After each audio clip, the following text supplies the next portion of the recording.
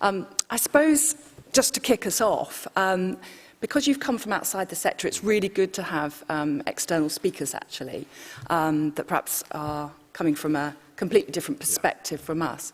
I'd be really interested to know who you think out there is doing this really, really well. What sort of organisations are really tackling the future challenges of the workforce, and what can we learn from them? Yeah. Am I audible? Yeah. Sorry. I suppose my body is largely private sector. Yeah. So I think the ones I would really highlight, so I'll give you two names, Unilever and GSK. And actually the name is not as important as the reason why they're doing really well. So Unilever has this whole thing about sustainability and greenness and fairness.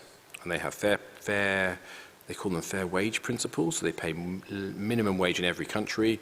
They have a really strong story about sustainability, about responsibility, about not flying, for example, about their supply chain, from end to end in all their products and all their brands, whether it's, I don't know, Persil and Marmite, all those different things they make.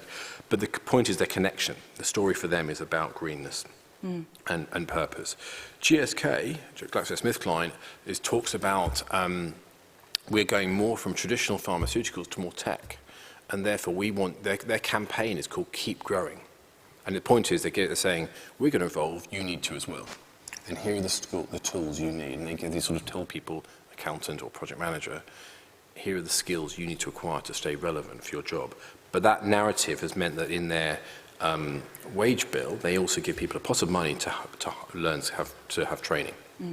So it's more of the, I think you could do lots of scattergun initiatives, but actually connect the different assets to the whole.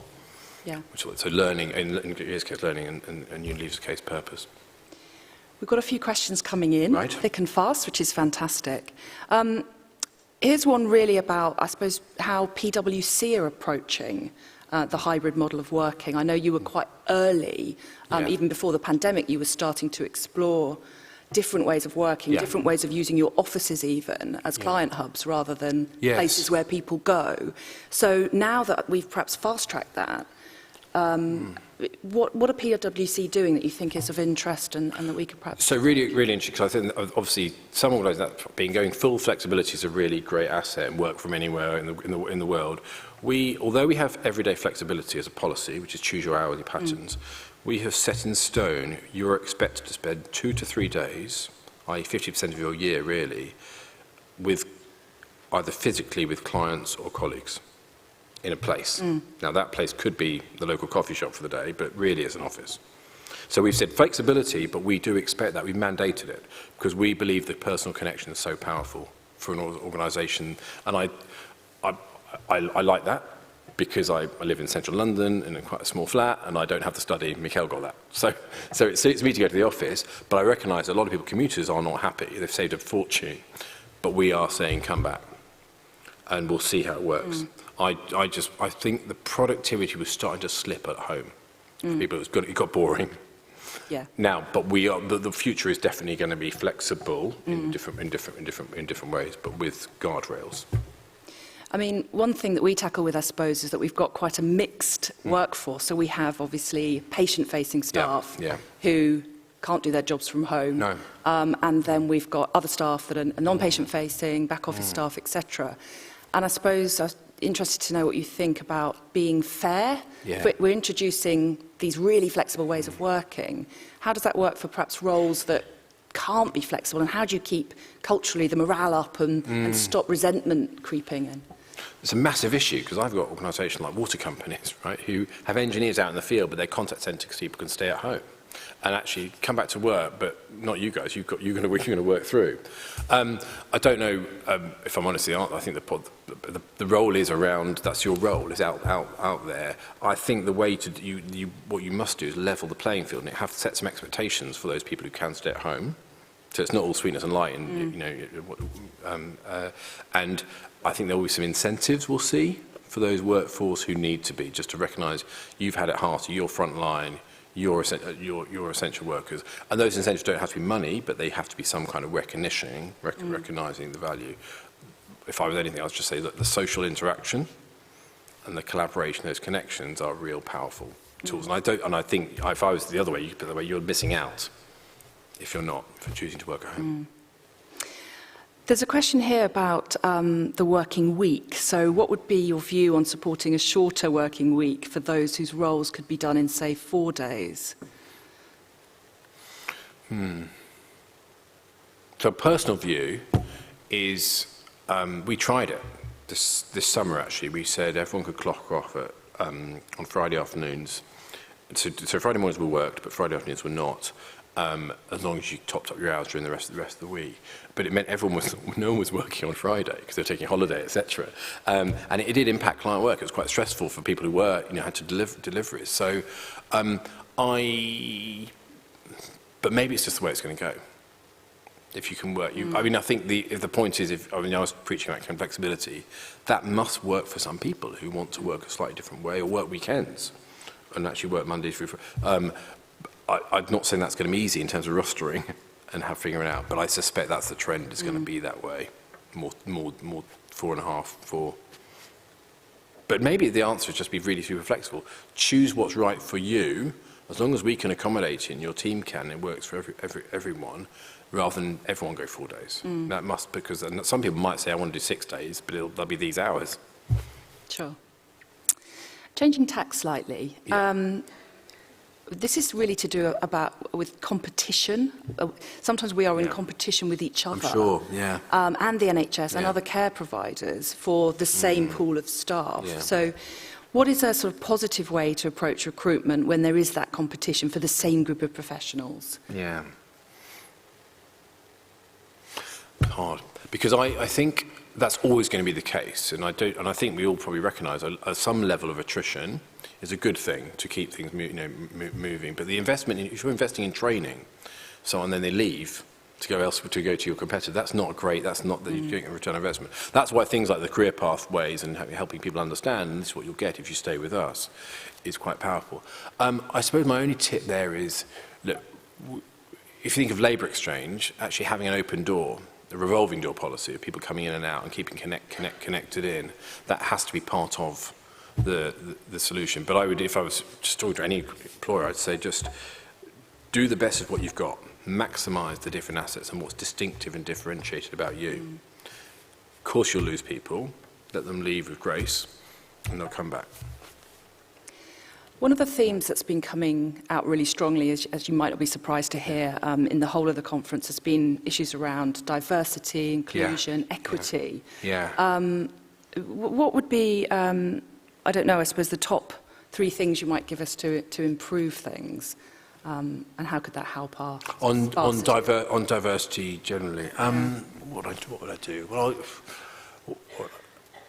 so I think I'll tell you what we've done at PwC, because that's probably my best starting place. We have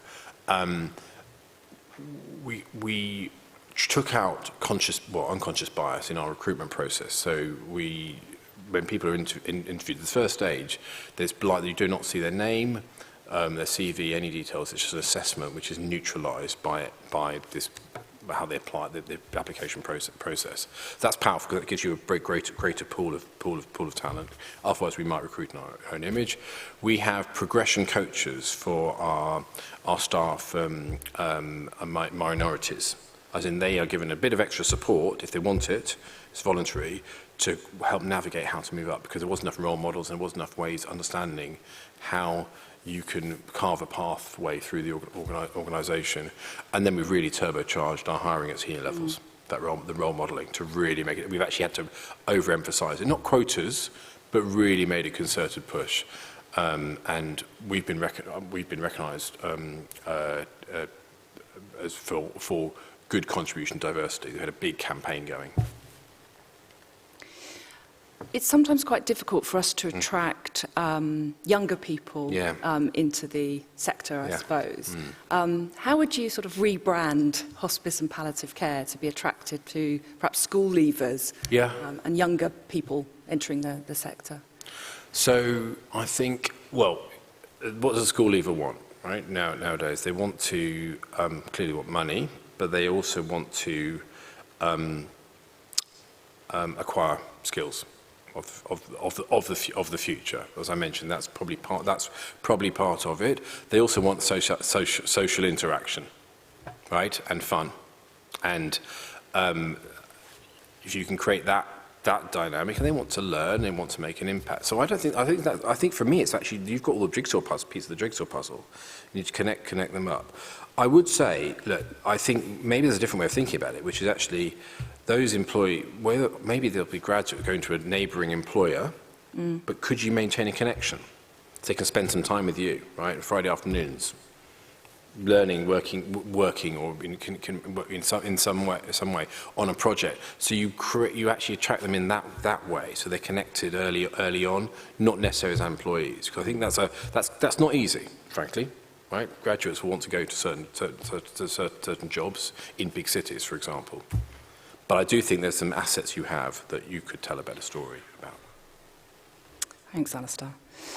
So there's a sort of few questions on, I suppose, kind of managing resilience and exhaustion, I think, and people being burnt out in this sector.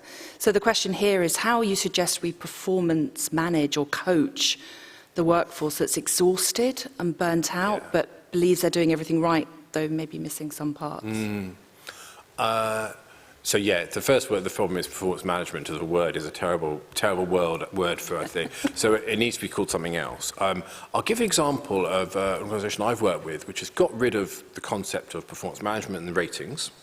They have a quarterly check-in, and it's called check-in, and they ask 5 questions only in that. Your line manager and the person they're talking to. And the first question is, how are you? Right? How are you doing? The second question is, how are you doing against your goals? That's the performance. That's the only performance question. And then third question is, how are you helping others in your role? And how are you being helped is the fourth question. And the final question is, what can we do to help you be more productive and engaged, right? Is it the hours? Is it some skills? Is it who you work with? Is it doing something different? Whatever that looks like. I thought that's a very simple model, and I know you can get the impression I rush to solutions, but that kind of tackling it that way, in a very human way, in a very simple 15-minute conversation based around those 5 questions, you can get a lot out of it. But that 5th question is key, because what you're saying is, where are you struggling? What can we do? And I guess the answer is going to be some of it's going to be quite difficult, but some of it you can figure out together. And also by sharing, you know what? I can't pick up my child from school, and I got into that, or I can't I don't know, but there's a solution within waiting to happen in that. But performance management, that kind of that doesn't raise productivity in my view. I mean, there has to be some kind of conversation, I think that's right, and goals, etc. But I think the way it's been done in a sort of policing mindset that will go, there's no question. Everyone's trying to drop the ratings process. For those of you who are familiar with that, that's going to disappear in the next 3 years, I predict. Is that part of the coaching strategy that's been so successful at PwC that you mentioned? We still have ratings at the moment, but we're losing it for a number of grades. But we have got the mindset coaching has been about, if your line manager may not be your coach, it's someone else independent who can take an objective view.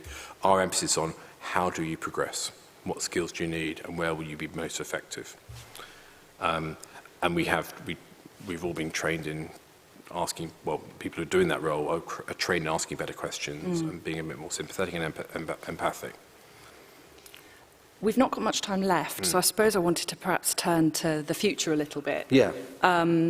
Perhaps how long you see the supply and demand pressures lasting, first of all, and then the workplace of the future. What will be different? So on the supply and demand thing, I don't know, because I don't know what the bank has got planned or what have you. I suspect the real pressure on wage inflation is going to last for a few more months.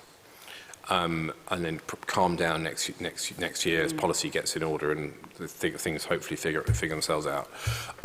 What's the workplace of the future? So the workplace of the future is going to be networked, as in not just one employer. There'll be lots of alliances and connections. It will be tech-enabled, no question, right? And I've seen some of the places downstairs have all about assets and tools and things you can, and apps, etc., to make work more seamless. I think we're more tailored and customised around our individuals. Beyond that, I don't know if it's hoverboards or I don't know whatever, but there will be maybe much the same. I mean, but there'll be you're going to start to see creeping in that technology dimension and that sort of fluidity as the world continues to mutate. I don't know. Sometimes it's quite bleak, but I'm also optimistic that we'll figure things out.